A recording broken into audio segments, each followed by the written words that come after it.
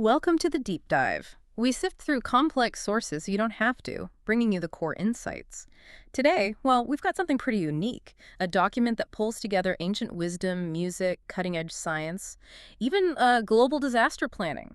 Our source material is an introduction titled PPP and Devotional, Ragi Kirtan, singing in Gurmukhi music, musicology, Pingala poetry, music, Chrome Music Lab songmaker streams, PPP and UNDRR. Bit of a mouthful, I know. Just quickly, PPP here is philosophy, which is presented as a hypothesis, philosophy, psychology, and psychiatry. And NDRR refers to disaster risk reduction work. Yeah, and what really jumps out, I think, is just the sheer scope. The main idea seems to be the traditional Gurmukhi music and its poetic systems, when you combine them with modern science, offer this kind of holistic way to tackle, well, a whole range of issues. Right. I mean, you've got everything from musical notes linked to neutrinos, Yeah. all the way to practical things like flood resilience. It's quite the mix. It really is. Right. And that's basically our mission for this deep dive, to unpack how these ancient musical traditions are being framed, not just as art, you see, but as a sophisticated science. With real-world applications. Exactly. Even connecting to things like particle physics. I mean, if this holds water, the idea that old musical principles could unlock secrets about universal energy or help predict disasters, that's revolutionary. Definitely ambitious. Okay, let's see how they try to connect these dots. Let's start with this pretty mind-bending idea, the link between music and this ancient system called Pingala, or Pingala Grammar of Poetry and Music. Mm-hmm. The source explains it uses vowel symbols, lag, lagi, pali, and 35 letters called elements. It describes it almost like a shepherd managing a herd of letters from Kashmiri, Sharda, Sanskrit, and Gurmukhi. My head's spinning a bit already. It's a dense concept to start with. So how does this ancient grammar stuff connect to, physics? Well, that's where it gets really interesting. The document connects these Pingal concepts like Pingal Rupak and Pingala Matra Meru math to what it terms the theory of elements. Okay. So imagine light, sound, and vibration not just as things we experience, but as these fundamental energy flows, Simran, Shimran, and Marin spin streams, it calls them. Spin streams. Yeah. And the theory suggests 5 core elements.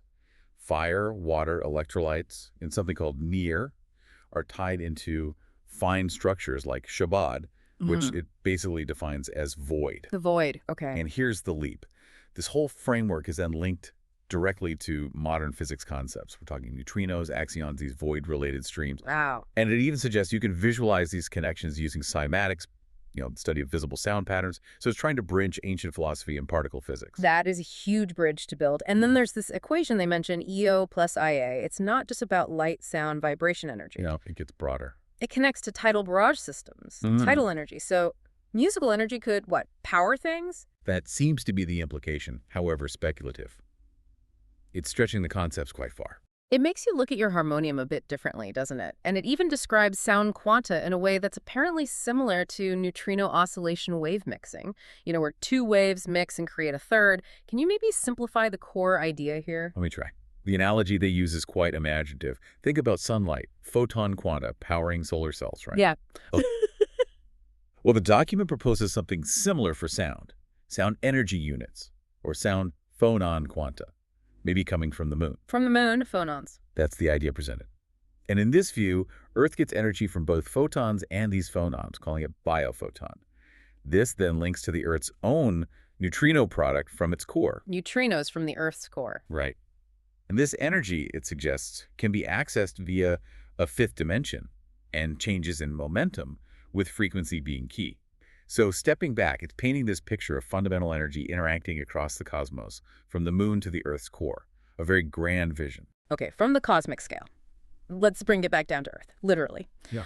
The document talks about practical applications, specifically disaster risk reduction, DRR. It actually suggests these musical principles, this understanding of sound and vibration could be used for resilience of floods, earthquake, and tsunami DRR problems. Music helping prevent disasters. That's unexpected. It's definitely a novel concept. The document outlines a specific setup for what it calls earth healing, or dealing with earthquake streams. How does that work? It describes placing instruments, rabab, tabla, harmonium, chunchana, in 4 corners, then adding a dilruba for harmonics. Right. The idea is the music gathers and showers down, like a fountain of sound. And here's a really curious bit. It suggests that chunchana In the middle, might even start playing by itself after absorbing the sound. Self-playing, like the Earth responding. Almost mirroring the Earth's own vibrations, yes. That Yeah. seems to be the concept. That's quite something. And this focus on vibration brings it right into the human body too, doesn't it? The document suggests these musical principles connect directly to our physiology. It does. It proposes this almost metaphysical link, suggesting instruments resonate with specific body parts. Like vibrational medicine. Sort of. The rebab, for example, is linked to the upper body, vocal cords, the tabla to the abdomen, diaphragm, harmonium, balancing both. The implication is music could help harmonize our internal systems. And they mention an experiment, right, with two harmoniums. Yes, the vertical harmonium experiment, two played together. And this setup is apparently compatible with concepts like chakra biovortex, even things from other traditions like Sephiroth and Dasam Dwar conjectures. So what's the takeaway from that? How does it link breathing and music? Well, the question it raises is how this gives us practical insight into that link breathing and music, which could then be used in EK musicology. It points towards maybe music being a tool to consciously regulate our internal states, our breath, our energy. Interesting. And there was another application mentioned, something about plants. Ah, yes. How playing sound song music near plants and trees can make them vibrate, even bend towards the music. They respond to the music. Apparently. And the document links this responsiveness to detecting neutrinos, the ones even the Earth's core emits. It's suggesting music somehow communicates with neutrinos in, well, everything, living or not. Music talking to fundamental particles, that is a bold claim. Very bold. It implies a kind of universal vibrational language. Okay, let's switch gears slightly and look at the musical scales themselves. The source compares SARGAM and GAMUT. Right. Highlighting similarities and differences. And it uses a modern tool, the Chrome Music Lab Songmaker, to make this clearer, which I thought was quite clever. Yes, it clarifies the difference pretty neatly. GAMUT, it says, relates more to the frequency of notes, how high or low they are, Okay. while SARGAM relates more to the wavelength of the notes. So in that Songmaker tool, adjusting the vertical columns changes frequency, what they call tala, or node. Got it. Vertical is frequency. And adjusting the horizontal rows changes the raga, or mode. Melody then becomes the kind of intersection of these rows and columns. So it makes complex theory visual. Exactly. It makes abstract musical structure much more concrete, bridging traditional ideas and digital tools.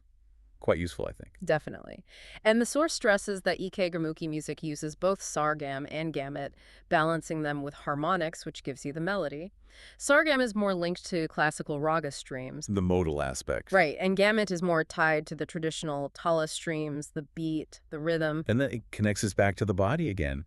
It proposes that GAMUT music, like EK meditation music, maybe even Western music, connects more to our organs like the heart, the lungs. Okay, GAMUT to organs. Whereas SARGAM and Indian classical music are linked more to our glands, the granthi streams. Glands. Interesting distinction. And EK Gurmukhi music, using harmonics, brings in the senses too, so you end up with this gland, organ, and senses-based music stream. It sounds like a really holistic approach, doesn't it? Affecting us on multiple levels. A true sound body system. And just to round off the section on scales, the Chrome Music Lab, plus Cymatics and STEM education are suggested for teaching these Pingala Rupak concepts too. Yes, things like laghu, smaller, guru, larger, Pluto sounds. You can adjust the columns in the Songmaker to create these Pingala poem or music streams using a simplified notation. Making ancient systems accessible. Clever. Okay, let's move into the historical background of Gurmukhi, which the document presents as incredibly rich and significant. It says, the Sikh gurus achieved one of the highest and greatest milestones by embedding these ideas into sacred texts. And it makes some really surprising historical claims. One is that the founder of Gurmukhi, Sri Guru Nanak Dev Ji, went on a world tour. Including Europe?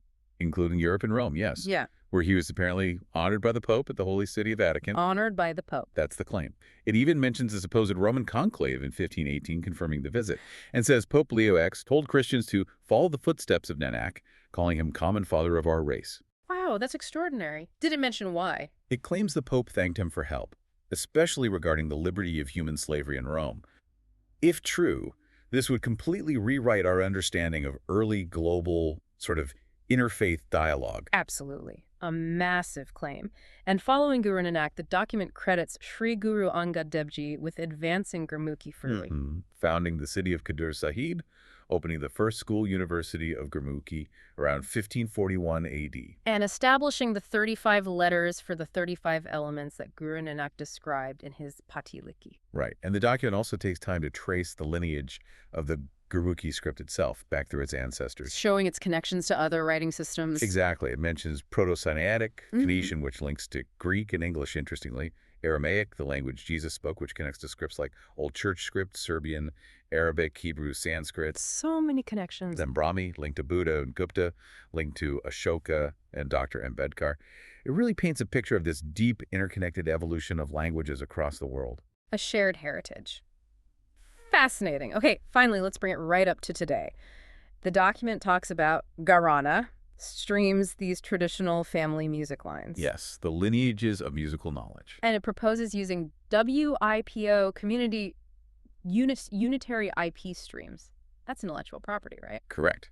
The idea is to protect and recognize the unique raga, tala, melody-based music created by these Raji groups, these traditional musicians. To ensure they get, what, royalties or acknowledgement? Royalty, or at least thanksgiving, is how the document puts it. Okay. It's about valuing and preserving this living cultural heritage in the modern world, making sure it can continue. That makes sense. Okay, let's take a step back. This has been quite a journey, hasn't it? The sheer breadth of this source. It's remarkable. From the math of Pingala poetry, the physics of neutrinos, ancient spiritual ideas, to using sound for earthquakes and floods. It connects fields you'd never think belong together.